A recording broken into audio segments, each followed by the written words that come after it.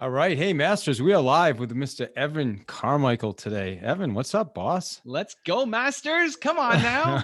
I love it. I love it, man. And a lot of people don't know, but you're bouncing, man. Why are you bouncing? Oh yeah, I try. So I'm on a trampoline.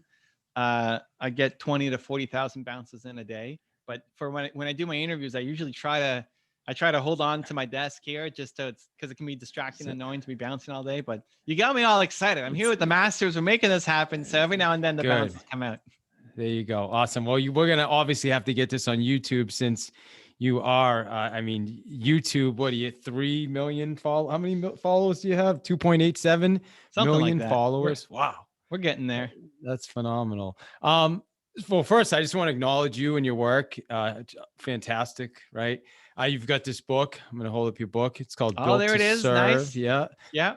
Awesome book, man. So congrats. I would encourage everybody to go out and get a copy of this, Built to Serve. And, there's something I want to start here because Okay. I coach a lot of real estate agents, Evan, and a lot of them are fearful of doing video. It's super common, right? And so in your book, something I highlighted a bunch of pages, but it says somewhere near it says I'm a scared introvert, but my purpose forced me into action mode, which gave me the strength to take on the biggest fears.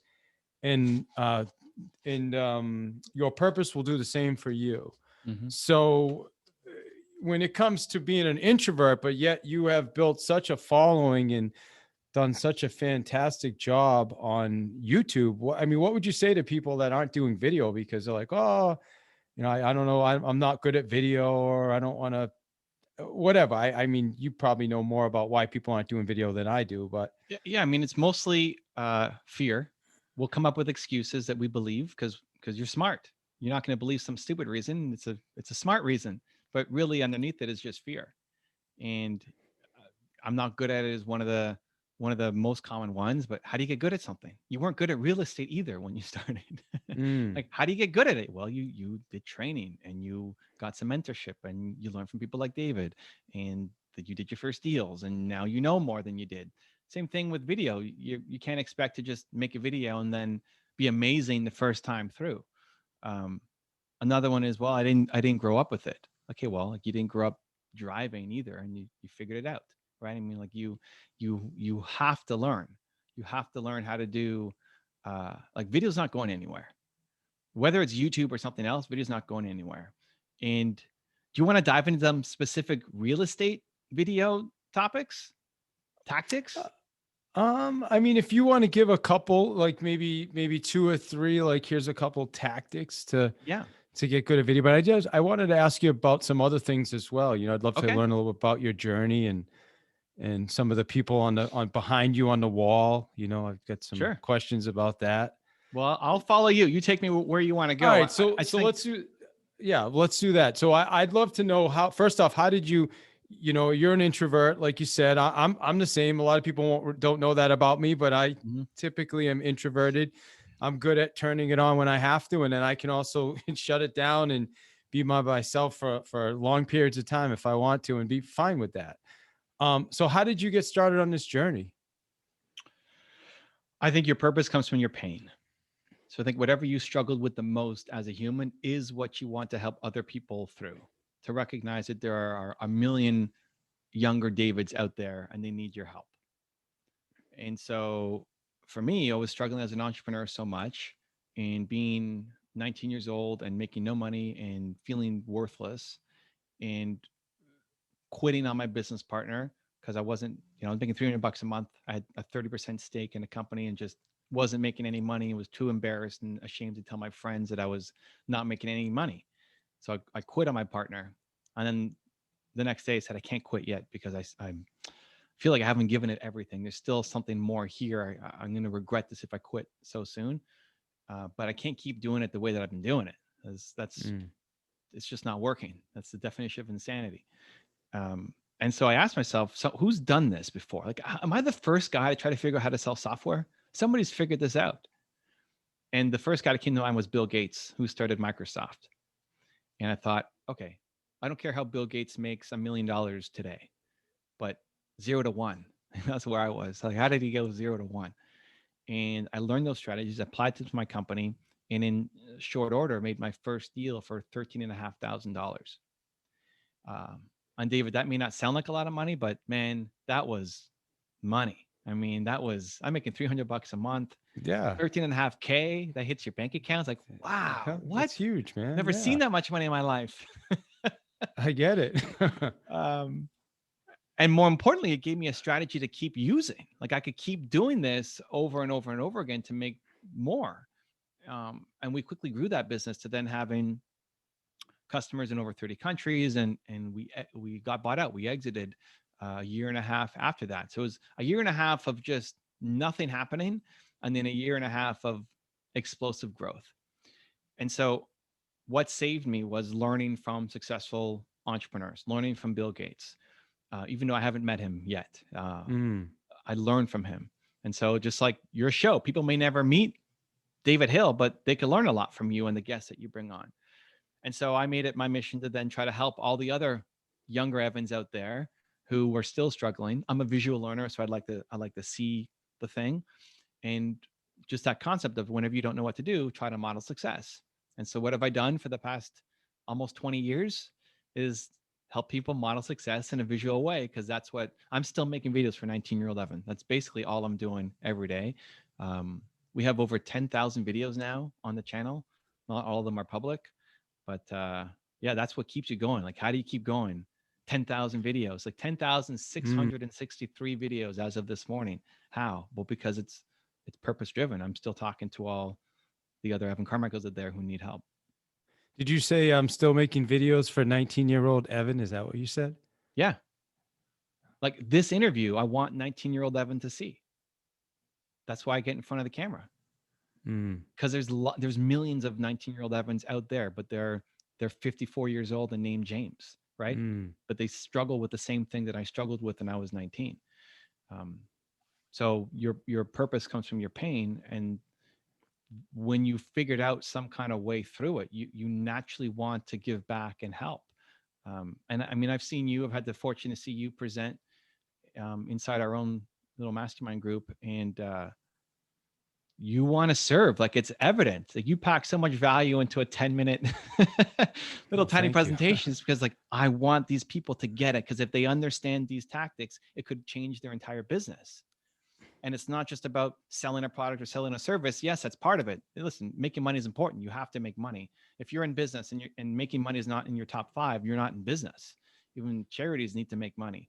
But you can tell from your heart that you want the people who are there, who paid good money to be there, to learn, to get a result, to have left that day saying, man, what David taught me really made me think, and I'm going to go execute that in my business. Right. I mean, not everybody will do that, but that's the intent. And I know, and I felt that from your presentation. I mean, I hadn't seen you present before. I'm like, man, this guy is awesome. I love it.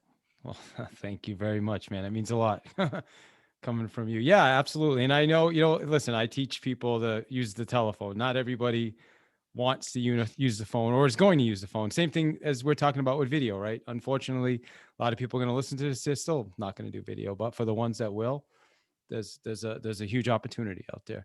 Let me ask you this. Doing all this, you said you have 10,600 videos, or how long have you been at this now to create that many videos? April 2009 was my first video. All right. So you're talking, it's been a minute. 12 years. Okay. Got it. So how has this impacted your mindset? Like this journey of these amazing interviews, and people have to actually watch what you do. It's awesome. I'm guessing you have a full editing team that's obviously you're not doing this yourself. Yeah. And listen, I suck at editing too. I learned that pretty early on. Yeah, we've got 30 people on the team who help do a lot of the research and editing. And we're launching, we've got 13 different channels, and there's content going up every day on all the channels. So it's definitely not a one-man show putting this all together. When I started though, there was nobody making educational long form videos. It wasn't a thing. So, and I wasn't so smart to say I knew it. Like I called it, like Babe Ruth pointing out the center field or whatever, saying, here's my home run. Like I had no idea. I'm not that smart. It was really just, I like video, and YouTube was the only video place. And so I'm going to make YouTube videos. And if 8 people watch it and they get moved by it, awesome. Um, I always focus on who I did have instead of who I don't have, and still do. It's like, what's my next goal? I need to hit 10 million. Great. But I'm focused on the almost 3 that I do have. And I think focusing on your current base and treating them well and serving them, they take you to the rest of the audience, where most of the time people say, well, I wish I had this, I need to get there, and kind of neglecting your current base. Mm. So let me ask you this: the people on the wall behind you, who would Yeah. you say is your favorite? If you had, I know you probably have more than one, but if you had to pick one thought leader, who would you say would be your favorite and why? On the wall behind me? Yeah, and the wall, anybody, and it doesn't have to be on the wall, but you just Well, my favorite are my parents, and they're on my wall behind me too. So I'm in this picture. I'm 8 or 9 years old. For the audio listeners, I've got 5 giant canvases on my wall, and thank you. they're almost the size of me. They're big, and in the video they look small, but they're almost human size. And in the middle is the black and white picture of me and my parents, and I'm 8 or 9 years old in the middle. My parents are kind of next to me, and they're my greatest role models, thought leaders, influencers, whatever you want to call it. They didn't teach me anything really about business, but they taught me how to be a human. And the one line that kind of repeats itself over and over and over again in my head is, they would always tell me, you are Evan Carmichael. You can do anything that you believe that you can. And anytime I wasn't doing well or wasn't getting results or felt low or down, that would be the message that they would sit me on their bed and look at my Mhm. report card, and I'm not getting the grades I need to. And instead of just telling me that I just need to work harder or I'm stupid or whatever, they would always just tell me, you are Evan Carmichael. You can do anything you believe that you can. So that's why they're in the middle of the 5 canvases. The other ones I've got are Steve Jobs, AP Giannini, Howard Schultz, and Kanye West, and they're all there for different reasons. But my parents, even though they're not entrepreneurs, are my greatest role models. That's awesome. So why Kanye West? Kanye West. So there's 2 moments with Kanye West. First off, there's the picture on the wall here is he's in a radio station. He's doing an interview, and he's talking about the time is now. The time is now to be the greatest you. He doesn't want to sit inside of a corporation for the next 30 years. Like, the time is now to bet on myself is what he's trying to explain on the It's radio. always And now, right? Is now that it's what like, he's now saying? the Yeah, time is now. always. You Yeah. listen to David, you get inspiration. Like, when are you going to do it Yeah. next year? Like, the time is Yeah, yeah, now. yeah, yeah. And I love the push to go do it, because we've got all these great ideas and we've got all this energy and we've got the intention to serve and to help. If you're selling real estate, it's not just about making the commission. You're putting a family in a new home. Like, you want to help, you want to serve, you want to have them not get ripped off or make the wrong decision or pick the wrong house that has all sorts of issues with it because they went with the wrong person. And so the time is now to do it. And the second reason is Kanye was the first top 10 that we did on my channel. So for anybody who's familiar with my YouTube channel, we do a lot of top 10 rules for success kind of videos where learn from Kanye or Bill Gates or Oprah or whoever. And Kanye was the very first one. And I didn't intend for it to be a series. I made it because a friend of mine was attacking Kanye. And I said, you know what? You can learn from him. Mm. Does he do some stupid things? Does he put his foot in his mouth? Sure. But people just see only that one side. It's like, okay, great. Don't pull that from him. But there's a lot you can learn from him to make you better you. Your goal isn't to be the next Kanye. Your goal is to be the best you. And you need a little bit more Kanye in your life. And so I made the top 10 that first video just for my friend Mark, just to show him, like, go watch it. You want to slam Kanye? Awesome. But like, go watch this and learn from him. And people loved it so much. They said, hey, can you do Dame Dash? Hey, can you do Bill Gates? Hey, can you, like, yeah, okay. I could see myself doing that. And I think there's a lot of stories that people don't know or they don't see. And that's part of what I want to try to bring to light. I could have done a top 10 stupidest moments Kanye West has ever had. And I'm sure that video would blow up, but that's not the video that I want to put out into the world. It's Sure. just not what I want to create. So stories like, John Legend. I mean, yeah, I know who he is. Yeah. So John Legend, at least on the surface, seems to be like the nicest human, most humble guy alive. But his name isn't John Legend. His real name is John Stevens. And him and Kanye are friends, which already feels a little weird. It's like John Legend, this super nice, humble guy, and then Kanye, who's off doing Kanye things. But they're in a bar in Chicago at the beginning of John Stevens' career. And John Stevens says, I feel like I have an old soul. Like I'm from the Sinatra era. Like this era now isn't me. I'm more Sinatra era. I'm an old soul. And Kanye says, you should call yourself the legend. Mm. And John Stevens says, I can't call myself the legend. I'm just at the start. What if I don't live up to it? I'm going to call myself a legend at the beginning of my career. And Kanye gave him the courage, the belief, the push, the start to say, okay, my stage name is going to be John Legend. So even if you hate Kanye, even if you think he's the worst human alive, are you as good a friend to your friends as Kanye was to John Stevens? Like, you can learn from that.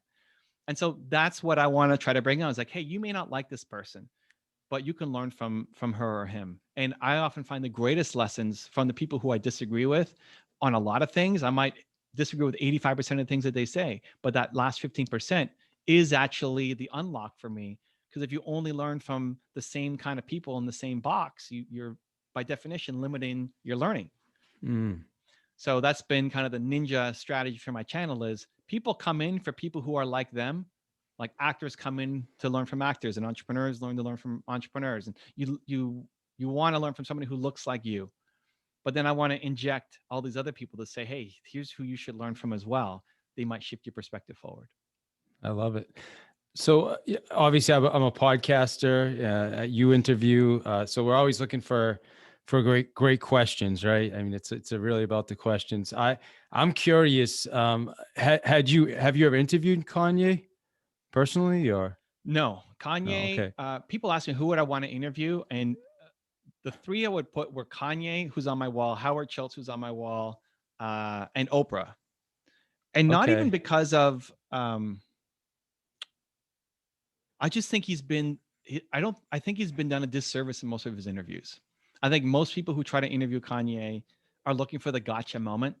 Like, oh Mm. my God, listen, if we get Kanye to turn up and freak out, we're going to blow up the internet. Well, that's media, right? That's what they want. Well, Yeah. but it bothers me. It's like, I would Yeah. love to, I want to tap into his genius and like entrepreneurial mind. Nobody's ever done that interview to really tap in. And same thing with Oprah. Nobody's asked her an entrepreneurial angled interview. And so I think of that more of service to the entrepreneurial community, right? To say, hey, here's Kanye, or here's Oprah. Howard Schultz is more a personal thing for me, but those other two that people would see as, sure, they've had success, but most of their interviews and topics aren't about that. People want to know about Kim Kardashian and all sorts of gossip stuff. It's like, awesome, great. Here's what I care about. I want to tap into your creative genius, and let's talk about entrepreneurship. So I think that would, yeah. what question? You're interviewing Oprah. What question are you going to ask Oprah? That's a great question. I don't know. I'd have to do a lot. So like yesterday I had Matthew McConaughey on the channel, and I don't know a lot about Matthew McConaughey. And I had to spend a lot of time researching to say, okay, I've got 55 minutes with him. What are the best questions that I think the entrepreneurial community could learn from? So if I was just thrown on the spot, like hey, Evan, surprise, I actually have Oprah backstage for you. Yeah. Here she comes. I would just start with something like, what's your advice for entrepreneurs? And then based off her answer, try to pull on threads. A lot of what I do is feeling out the conversation and pulling on threads that are interesting for me.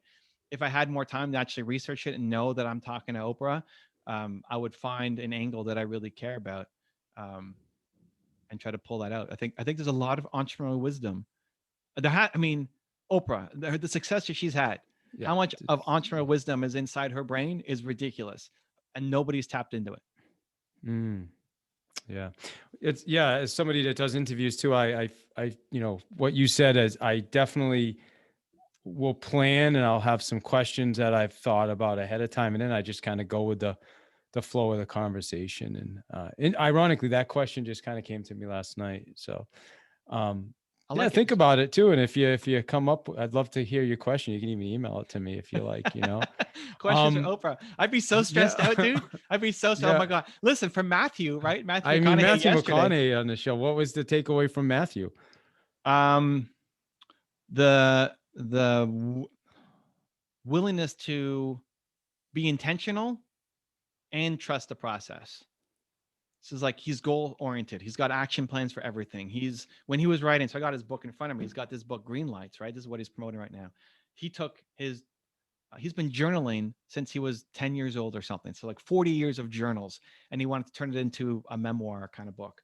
And so he decided he was going to turn into a book. The guy who's supposed to help him write it got pulled from the project. So he decides, no, I'm still writing this book. So he drives to a place in the desert, holes himself in with all his journals to start writing the book. And then he sits down and realizes, I don't even know what I'm going to write about. and he just trusts that it will reveal itself. And so that hurts my brain a little bit of like the action oriented, intentional. Here I am. David's going to tell me to sell on the phone. Here's my script. Start banging out the calls. Let's go. And the trust that it will reveal itself was interesting. So like, how do you be intentional and also in the moment and flow at the same time? And he has a nice balance of it, which we talked a lot about. But to get those questions, I basically watch, I think, kind of podcasting techniques or interview techniques. What I would do for Oprah too, watch all of their recent interviews and then see for the person who was asking the questions, where did they not follow up on a question that you were really interested in, right? So a lot of the stories when people come on the shows, they're telling the same stories. If you're hosting a podcast, people tell the same stories over and over and over again because most podcasters ask the same questions over and over again, right? What advice would you give to your 18-year-old self? You know, it's like the same questions on repeat. So if you ask that question, it's still a good question, just you're going to get the canned answer that the guests are used to saying each time, which doesn't give you a unique podcast. So if you watch somebody else's interviews of that person and then like, where did the host not follow up or not ask the question that I would have asked? Like, that's super cool what he said. But then that drives me the most nuts when we're researching clips. Somebody's interviewing Elon Musk and he says something great. And then they just move on to the next question. Like, can you follow up and ask like the next step, pull on that thread a little bit instead of just because you can come in with 8 questions, but you may only get to 2 of them because you pulled on the thread so much. Yeah. And so that's what I try to do. That's what I did for Matthew because I didn't have a ton of context on him. And that's what I would do for Oprah too. Yeah. You know, it's funny. I just thinking back when I do an episode, I'll listen to it. And that's what I listen for. Like I listen for, did I miss, like, whenever I think, okay, there should be, like, if I ask a question and they give an answer, then I want to know, like, is there another question that I missed? And I just, and you know, sometimes I get it and a lot of times I don't, but then it's an opportunity to get better at interviewing, right? Yeah, absolutely. I know you're on a tight schedule. Let's you have a couple tips. You said earlier you had a few tips for real estate agents. You got maybe 2 tips for real estate agents that want to start a YouTube channel? Yes. So for most real estate agents, YouTube is actually how most people think YouTube is not the fit because YouTube is America. And most real estate agents focus on a tiny, not even a city, but like a part of a city, depending on how big a city that you live in, I guess. But it's so super geographical and limited. So what I would recommend doing is being the host of a show, like what David's doing here, and use that as biz dev. So I live in Toronto, Canada. We've got, I don't know, 4 million people, something in the city. An agent might be really well known for the Willowdale area of Toronto, right? It's a community. I would start a Willowdale show. And I would go interview the local businesses and tell their story. Because now you're the guy who's reaching out because you're the guy who cares about Willowdale. So they're coming on your show. And when the show comes out, what are they going to do? They're likely going to share it with their audience. You get put in their newsletter. Who's going to that restaurant? Other people from Willowdale who now know this real estate agent who cares so much about his community. I would interview the school counselors and the board trustees and whoever's running for the local politics, not the whole state, but the super local council. Nobody's interviewing those people ever. And then now you're interviewing them to say how much they love Willowdale. And when the video comes out, what are they going to do? Share it with their constituents who are all in the area of Willowdale. It's like you become known as the person who cares the most about Willowdale. And so you use the show you're not going to get millions of views. Nobody cares about Willowdale on YouTube, right? But you're going to get the right views. If you have 1,000 views on a video and they're all from Willowdale, and now they all know that you are the expert and the agent who cares so much about Willowdale, who's going to get all the business? So treating it more as biz dev, and use David's cold calling strategies. Like you could write a script for it to call them up and say, hey, I am David Hill. I run this podcast called the Willowdale Entrepreneur Show. I love what you've done. I've seen all of the Yelp reviews and Google reviews. You look amazing. I'd love to have you on my show and tell your story to help inspire other people in the Willowdale community.